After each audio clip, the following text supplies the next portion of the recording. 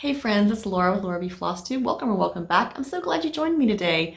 So this video we have been waiting for quite a while, but here we go. We're going to talk through adding the borders to our Christmas tree quilt. So if you've been following along, we have been working so hard to get to this point, and we do have the center of our Christmas tree quilt together. I showed that in the last video. We're going to pan out so you can see it again, and then we're going to talk through our outer borders. I made some decisions. I actually have a finished quilt size to share with you, and then we're going to walk through the pattern, talk through how I came up with those measurements, and then we're going to stitch some borders on, and I'll show you what the quilt top looks together. So you can probably see behind me that I've made decisions on the borders. So I'm going to go ahead and share those with you. I'll get you a little closer, but first I want you to see the entire quilt top together. The center of the Christmas tree quilt is done. So the tree is together, it's been pressed, I've hung it back up on the design board. It's been anxiously awaiting its borders to attach, and that's where we're at today. So I have made a few decisions. I have decided that I want to use this darker red that has a Christmas tree print that is not directional for its very thin inner border. And I'm only doing 1.5 inches for my cuts for that border, so the finished border width is going to be 1 inch. The next border out is going to be a little wider. In fact, it's going to be wider than my outer border. And I know that not always is that playing by the rules, but for this quilt, it's going to work. So for this middle border, what I did was I went ahead and I matched it up with the background squares in the center of the quilt.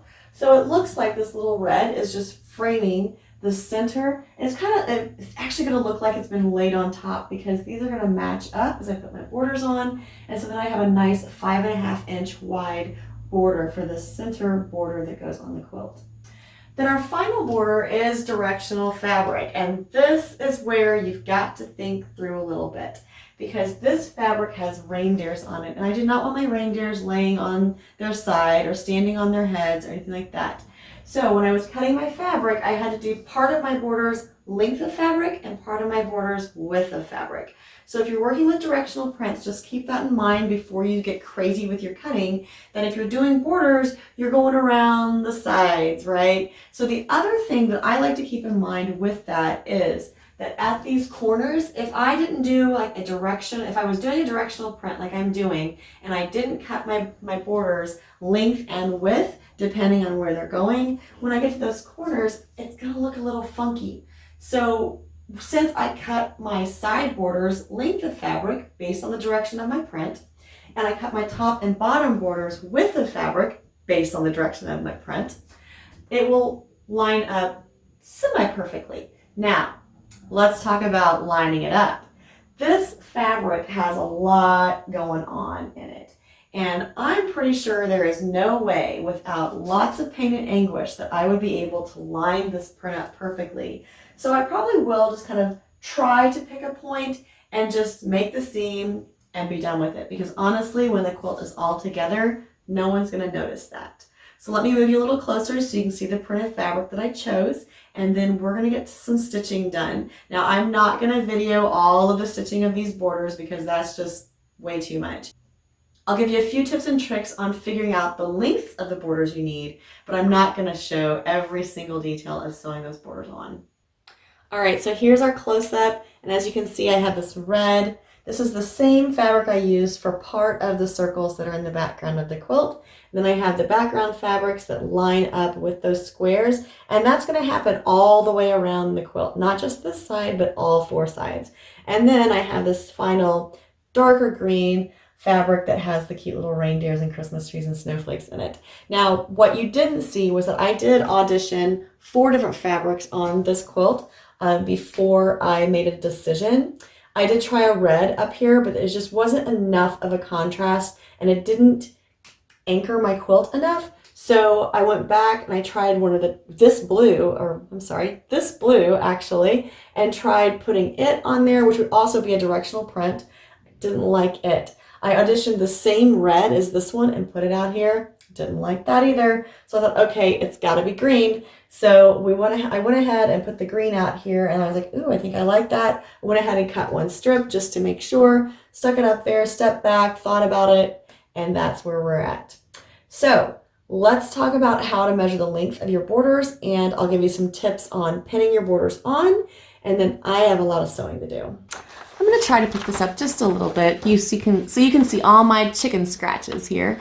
Now you'll remember that my background squares are all 10.5, so they finish at 10. So when I look at this, I know that I have a 50 by 70 quilt center. So then I added my 1.5 inch border, and finish, that's going to be 1 inch. So now I have 50 plus 2, 1 for each side. It's going across. And then I added my 5.5 inch border, which again finishes 5. So it's another 10. So we have 52 and 10 is 62. I went and measured the wall one more time just to make sure I wasn't crazy. And I can go up to 72 inches, but I'm going to stop at 70. So that's why I decided to go with a 4.5 inch outer border, because that's going to give me a finished width of 70.5 inches. Now, when we talk about the length, we start with 70 in the middle because we have 7 rows down and 10 inch squares. That's 70. Plus that 2 inch border is a 72.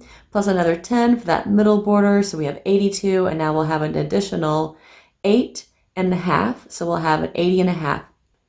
I'm sorry, I did my math wrong there. 90.5 long. So my finished quilt size will be 70.5 by 90.5. And that's going to be perfect for my space. If you watch the Bloom Quilt Sew Along, you know that I work in a smaller space. And so I sometimes have to improvise how I get things done. One of the things I do is I fold my borders in half and I extend my cutting mat out with one of my rulers. And so that way I can cut my borders to the length and width of the quilt that I need. So the length, I like putting my side borders on first. And the length of that interior border is 70.5. So half of 70.5 is 35.25. I have my ruler extended out 15 inches, so that means I need to go to the 20.25 mark, and that's where I will cut my 2 side borders to begin with.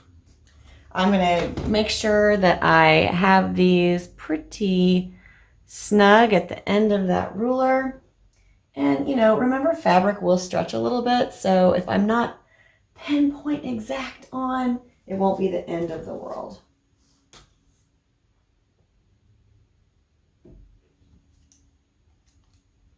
Okay, so let's think through one more time. My side border is 70.5 long. Half of 70.5 is 35.25. I have it extended out 15 inches. 15 plus 20 is 35, plus a quarter is 70.5. Times 2 is 7.5. So those are my 2 side borders. I'm going to fold those up and lay them to the side. And I'm going to grab my top and bottom border. The top and bottom border are also going to extend past my cutting mat because the width of the interior of my quilt is 50.5. And then I'm adding 1.5 inches on each side. So that's 50.5, 53.5, and then I lose half an inch on each side. So I lose an inch. So that brings me down to 52.5. Half of 52.5 is 26.25. So if I go with the 15 inches, I need to cut this at 11.25 on the cutting mat, which would give me the full length that I need. We are going to think that through one more time and use a calculator real quick. All right, so that is my first interior border. Now my middle border is already put together and ready for me, so I'll be able to sew the inner border and the middle border on, and then I'll need to cut my green borders. Now by the time we get to those, we're actually going to take the quilt down and measure it and make sure that we're still spot on. But at this point, everything measures out and we are good to go. So the next thing we're going to do is pin our side borders on and stitch those onto the quilt. The first thing we want to do is find the center of the side on the quilt top. So I'm just going to match my little corners up and pop this and take my finger and just my fingernail and just kind of make a mark. So now that is the center. And if you've been watching any of my quilting videos, you know that I like the Quilter Select pins. They come in a very nice little metal magnetic tin. And I'm going to put the center of this border on the center of my quilt side. I'm going to pin the center. take this down and pin it to the end. And then that will kind of hold enough that I can just go along there and put in a few more pins. Now I don't do a ton of pins, but I will do a few when I'm putting the, when I'm attaching borders.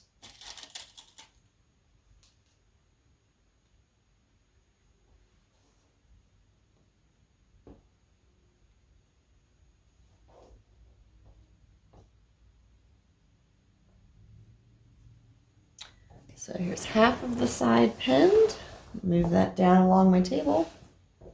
And then I'm going to pin to the other end of that side first, just like we did the first quarter of the side, or I guess half of the side. And then again, just kind of stretch that a little bit to make sure the fabric is dispersed evenly, or as evenly as possible. And stick in a few more pins along there. Hopefully you can see what I'm doing. Enough at least. I'm sticking pins in. All right, when I put my pins in, I try to get them in so they're gonna stay. They're not really loose or anything. So I will be able to turn my quilt top around and go ahead and pin my other side border on too. And then we'll go over to the sewing machine and sew the two side borders on. Then we'll come back and do the same pinning process for the top and bottom. Then we'll be able to put on our middle borders. And I'm probably just going to cut the video here, get my borders pinned on and sewn on, and I'll meet you back for the green border. I'm happy to report that the red inner border and that middle border went on flawlessly. All the measurements are great. So the next thing I did was I folded my quilt top in half lengthways, and then I folded it in half widthwise, and I took 3 measurements, one on each edge and then one somewhere in the center. And I averaged those to make sure that my outer border would be the correct length, to make sure there's no waving and no puckering in that. So remember, my fabric is directional, so I do have 2 side borders and a top and bottom border to add on with that green fabric. Following all the same process as the others, I'm going to start with my side borders first, then my top and bottom. The one thing I do differently with my outer borders that I feel like a lot of people probably do, but I just want to point it out in case you're a newer quilter, because a habit that we get into with quilting is that we never backstitch.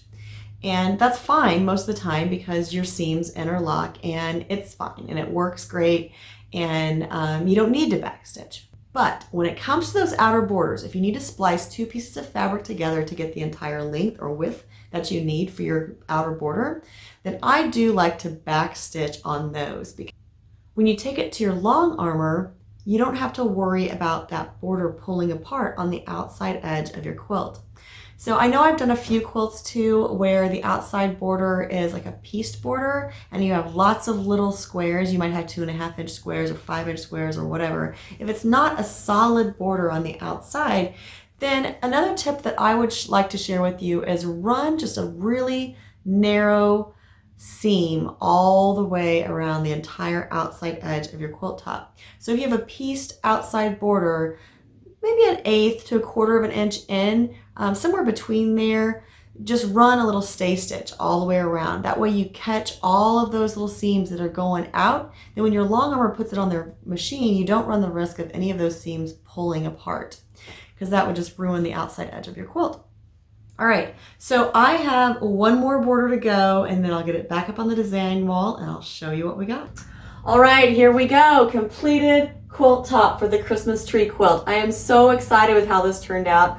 I love the thin red border. I love the wide outer green border. I love the piece border in between. Love it all. Love the way the applique turned out. Cannot wait to get this quilted so I can sew all my buttons on, so I can use it at Christmas time for my ornament holder.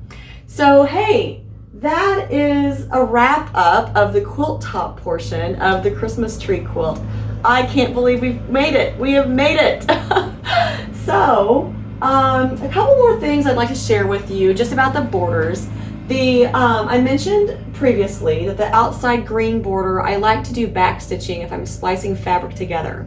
I also back stitch at the beginning and end of each of that outer border seam, especially the top and the bottom, because they're the ones that there's nothing holding those seams together if you don't do a back stitch there. So keep that in mind if you're working on quilt tops. When you get to that outer border, if you're going to have it long armed and you want to make sure that those seams don't pull apart, just do a little back stitch at the beginning and end of that border row, and then you won't have to worry about that anymore. And like I said, if you have a pieced border on that outer border, then at the very end, do a little stay stitch all the way around the outside of the perimeter of the quilt, just to ensure that those little seams do not come apart when your long armer puts it on their machine. All right. So a few things that I've learned. Whew, this was a big project. I really did enjoy it. I love using the projector. It was definitely a learning experience though. I think the next time I did this, I would make sure that the projector was definitely like straight on for the image, because some of my shapes are a little skewed because the projector was at a little bit of an angle for displaying it on my design wall. Another thing, I think I would probably hang my interfacing, but then I'd probably just move it around and get all of the shapes and label them as I went. I do love the way I had the printed out copy of the image and I broke it down for the grid and for the numbering of each of the pieces, because that worked out really well to keep myself organized as I progressed putting the quilt top together. I love the way that I broke down the sections to get some of that applique done without having to move the entire quilt top around, because my goodness, if I had to move around a 50 by 70 inch piece of fabric to do all that applique, especially in the center with some of those little circles, I would have been ripping my hair out. So I'm really glad the way that turned out. I probably would try to strategically place my pieces and break them between rows a little bit more. I know there was a couple rows that I put together. Actually it was like row 5 and 6 down here. This down in here got a little crazy getting all that applique down and getting all those pieces to lay down flat the way they needed to give me a really good overall look at the end. So I hope you enjoyed following along as I got my quilt top together. Please still stay tuned, because I will be showing some footage from when I take this to quilt and when I do the finishing with the binding on it and the sleeve. I'll also, if you need, information on that before I get to that point with this quilt, you can go back to the bloom quilt, because I have a video on doing the binding and attaching that sleeve. But I will be doing that again for this quilt, just because that way it's a complete sew along. And then finally at the very end, I'll be talking through attaching the buttons to use for my ornament holders when I put this up at Christmas time for my ornament display in my living room. So yeah, thank you so much for following along. I really appreciate all of your support. If you haven't, please subscribe to my channel. That's the best way to help me out. Make sure you share my videos out. If you haven't liked the video, then please go ahead and like the video. And until next time, happy stitching.